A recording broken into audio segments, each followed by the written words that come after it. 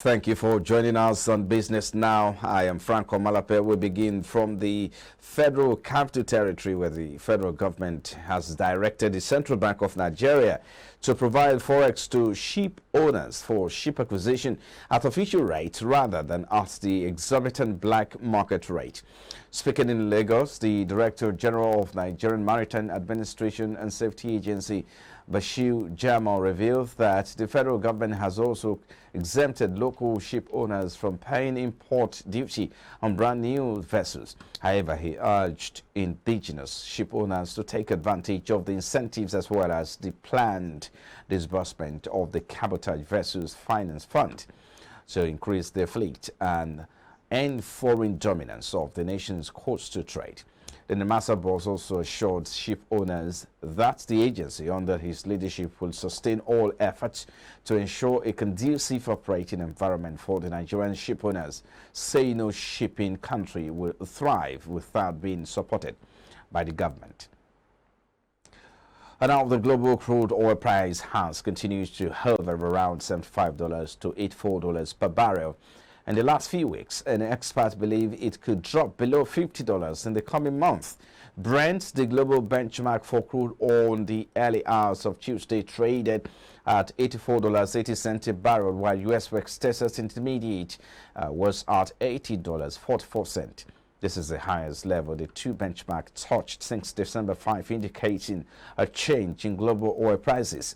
IMF's latest regional economic outlook shows that oil prices have fluctuated from lows of $23 per barrel to a peak of $120 in the last 2 years, resulting in highly uncertain revenues in oil-dependent economies. According to the report, most oil exporters in the region have not accumulated enough savings to ensure against unpredictable oil price change. Meanwhile, the International Monetary Fund has warned Nigeria and other oil-producing countries in sub-Saharan Africa to expect dwindling oil revenues in the coming years as the world transitions from fossil fuels to cleaner energy. In a new report, the fund said oil exporters in sub-Saharan Africa should target buffers of around 5 to 10% of gross domestic products to manage large swings in oil prices. IMF's latest regional economic outlook shows that oil prices have fluctuated from lows of $23 per barrel to a peak of $120 in the last 2 years, resulting in highly uncertain revenues in oil-dependent economies. And according to a report, most oil exporters in the region have not accumulated enough savings to ensure against unpredictable oil price changes. Meanwhile, IMF has said Nigerian and other countries' economies have grown below the regional average of 3.6% this year. And now the World Bank has asked the Central Bank of Nigeria to reconsider its RT200 program despite its good intentions. According to the Global Bank, this policy has created an additional foreign exchange window, further worsening the nation's FX problems. It is plain that with the rising parallels official rate premium, agents are incentivized to settle transactions outside the I&E window at the parallel rate after benefiting from the RT200 rebate. In its latest Nigeria Development Update, the Washington-based bank further said, while the CBN's goal of repatriating $200 billion is ambitious, the country has only made $49 billion from non-oil exports over the past decade. According to the World Bank, allowing for greater flexibility in exchange rate management with a view toward a unified market reflective exchange rate is likely to attract more FX inflows into the economy than special measures. Latest data from the National Bureau of Statistics Monday showed that the average cost of airplane tickets in Nigeria rose from 37,000 naira, 22 kobo, 22 kobo in November to 2021 rather to 73,267 naira 57 kobo in November 2022. This represents an increase of 97.09%, according to the NBS Transport Fair Watch report for November 2022. The report also showed that the average price of a single flight ticket increased by 0.09% from 73,198 naira 65 kobo in October to 73,267 naira 57 kobo in November 2022. On a year-on-year basis, the fare rose by 97.9%. It also disclosed the state with the highest average prices of airplane tickets on a single journey, and they include Taraba, Delta, as well as Bayelsa and Oyo with about 77,000, 76,000, and 76,100 naira each. The state with the lowest prices were Niger, Gombe, and Nasarawa with 67,100 naira, 70,000, and 70,100 naira respectively. The report also disclosed that the average fare paid by commuters for bus journeys within the city per drop increased by 0.12% in November on a month-on-month basis from 636 naira 30 kobo in October 2022 to 637 naira 10 kobo. Away from that now, many have described 2022 as a very eventful and challenging year with deteriorating socio-economic conditions and about 133 million Nigerians living in poverty.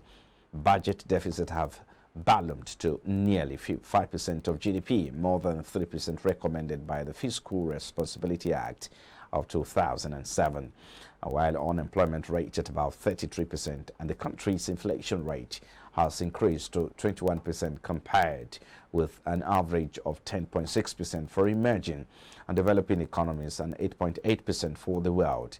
In a review of the country's economic performance, Kevin Feinfe said Nigeria's inconsistency in policies affect the economy in the course of the year. The Ukraine and Russian war has exposed how unprepared nations have been. Yes, some cited, the lockdown, the COVID-19 pandemic as a result because you had a supply chain glitch from China and the rest of the world. Yes, of course, those things are excusable, but if a nation is actually too prepared, the right forecast is done, the right mechanism is put in place, I think the impact or the effect of the supply chain wouldn't have been that fair. There would have been a diversionary strategy put in place to see that people are gainfully employed and productive. For Nigeria, what we've seen is that we've seen government inconsistencies, in policy affecting the economy of the nation. And that's why manufacturers don't have the funds that they need to be able to, we import virtually almost everything that we need to talk about. In the petroleum sector, we know that we import fuel, that we use. We import almost everything. Manufacturers, and there's no power, then automatically what it simply means that if the manufacturers will have to spend so much money in getting diesel to power their plants, they spend so much money in buying fuel to deliver goods, then it means the consumer will be the one that will pay for it. And for the consumer, only those who have things valued with which they bring on board to exchange with will be able to have the capacity to have sustainable living. Those who don't have meaningful things doing will become, the worst hit of this world of their experience.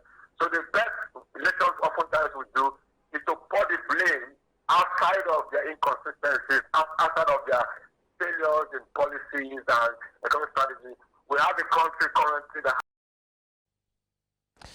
And away from there now, the managing director of NLNG Ship Management Limited, Abdulkadir Ahmed, has asserted that Nigeria must embrace the global maritime standard to actualize the dreams of a blue economy.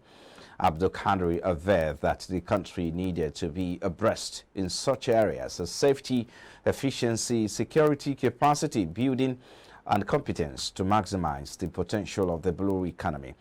The NSML boss made this assertion in Lagos. He explained that the blue economy is an international industry with global standards, adding that it is the responsibility of regulators to make sure that these standards are strictly adhered to by operators in the sector, emphasizing the importance of safety, security, competence and capacity. He pointed out that it is not enough to have an industry with these standards, but one that enables, drives and imbibes the standards, because they are critical in terms of how the country develops and sustain the blue economy. And now, Oyo State Governor Seyi Makinde signed the state 2023 appropriation bill, christened Budget of Sustainable Development, into law in Saki, Okeogun zone of the state. The governor was sent to the bill at the headquarters of the Oyo State Agri-Business Development Agency in Saki, lauded the lawmakers for the timely passage of the bill. The governor said that the budget will aid the completion of some projects as well as the state development initiatives. This is a budget that has 155 billion 677 million 133,034 naira 38 kobo for recurrent expenditure. 310 billion 432 million 500,000 naira.